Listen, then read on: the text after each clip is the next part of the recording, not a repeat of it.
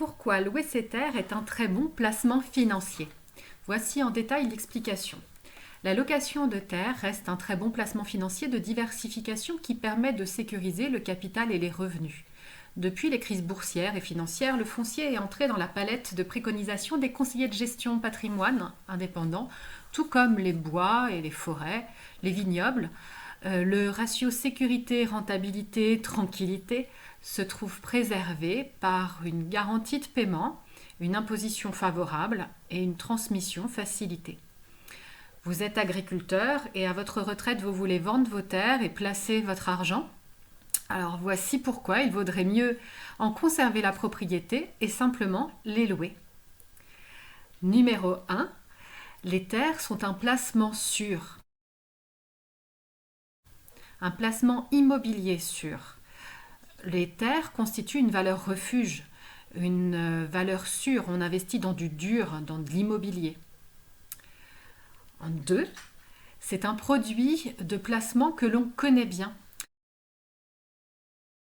Warren Buffett, considéré comme l'un des meilleurs investisseurs au monde, conseille d'investir dans son cercle de compétences, de maîtriser le domaine dans lequel on va investir.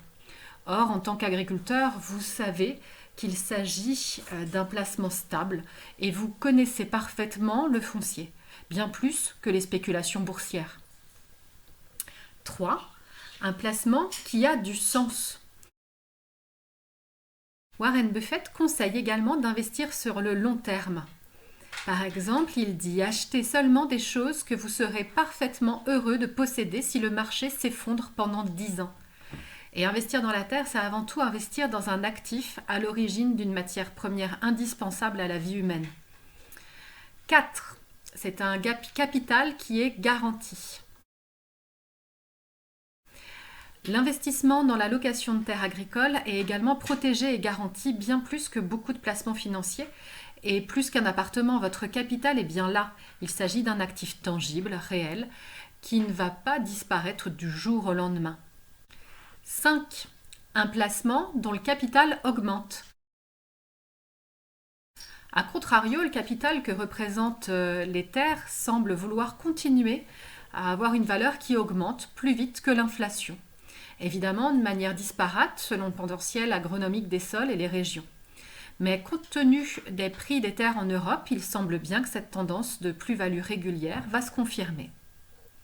6. Un placement rentable.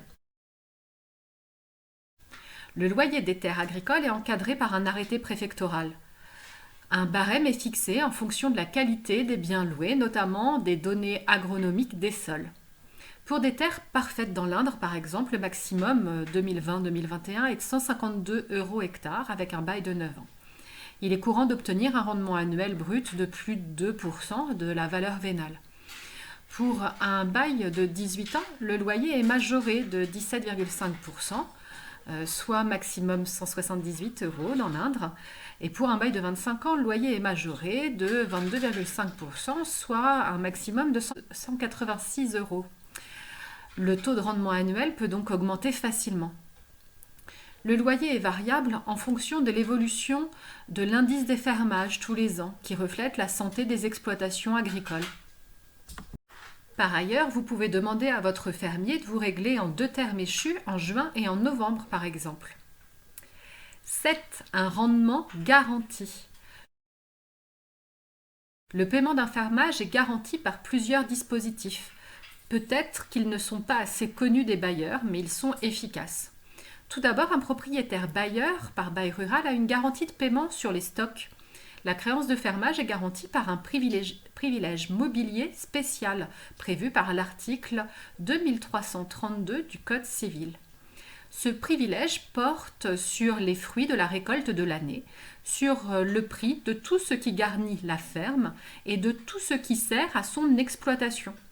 Le fermier a l'obligation de garnir les biens loués de matériel et de cheptel et de ne pas abandonner la culture. Le propriétaire peut donc faire saisir et vendre la récolte ou le tracteur de son fermier pour se faire payer avec cette garantie sur ses fermages. Ensuite, les actions en paiement des fermages et des charges locatives se prescrivent par 5 ans. Enfin, en cas de non-paiement après 2 mises en demeure par lettre recommandée, restées vaines pendant 3 mois chacune, le propriétaire pourra obtenir devant le tribunal paritaire des baux ruraux la résiliation du bail ou son non-renouvellement. Mais en général, le simple fait d'envoyer cette mise en demeure et d'expliquer que le non-paiement entraînera la saisie des stocks ou la fin du bail suffit à se faire payer de son loyer. Par ailleurs, il est toujours possible, dans le contrat de bail, d'ajouter une garantie de paiement complémentaire du type caution, solidaire des parents, manuscrite, comme pour une location d'appartement, ou encore de demander une garantie bancaire personnelle. 8. Un placement sans investissement obligatoire. Pour des terres, pas d'entretien obligatoire à la charge du propriétaire bailleur, pas de toiture à refaire par exemple, pas de mise aux normes des bâtiments d'exploitation à réaliser pour le locataire, pas de frais spéciaux à prévoir pour des terres. 9. Un revenu peu fiscalisé. Les revenus fonciers entrent dans votre assiette d'impôt sur le revenu. Si le total de vos loyers ne dépasse pas 15 000 euros par an, vous pouvez opter pour le régime du microfoncier et déduire forfaitairement de vos loyers une quote-part de 30% représentant vos charges théoriques, qui pourraient être des travaux, qui pourraient être de l'entretien, des taxes foncières. Et en général, ce taux forfaitaire de 30% est bien plus intéressant que vos charges réelles sur des terres agricoles nues. 10. Un capital peu fiscalisé pour la transmission. Les terres agricoles louées par bail à long terme ont un régime de faveur dans le cadre des donations, des successions. Pour le calcul des droits de donation ou de succession dus à l'État, les biens loués bénéficieront d'un abattement spécifique au bail à long terme de 3/4 de leur valeur jusqu'à 300 000 euros et de la moitié au-delà. Ainsi, pour le calcul des droits de donation, la valeur des terres n'entre que pour 1/4 avant d'appliquer l'abattement général des 100 000 euros par parent et par enfant tous les 15 ans. Le seul engagement pour vos enfants est de rester propriétaires pendant 5 ans après les avoir reçus. Il s'agit donc d'un très bon outil de prévoyance. 11. Un capital peu fiscalisé sur la fortune. De même, les biens agricoles loués par bail à long terme bénéficient d'une exonération totale ou partielle d'IFI, impôt sur la fortune immobilière. 12. Une imposition des plus-values sur la revente qui diminue avec le temps. En cas de revente, les biens agricoles loués sont régis par le régime d'imposition des plus-values des particuliers, qui prévoit un abattement progressif d'impôts et de CSG-CRDS entre 6 et 30 ans de détention, et donc une exonération totale au-delà de 30 ans. Mais d'autres régimes d'exonération peuvent être utilisés, par exemple la vente d'un îlot d'une valeur de moins de 15 000 euros et exonéré de plus-value. 13. La satisfaction de préserver un patrimoine. En louant les terres, vous gardez un lien durable avec vos origines, vos fondations, et vous aurez la satisfaction d'avoir aidé à l'installation pérenne d'un nouvel exploitant.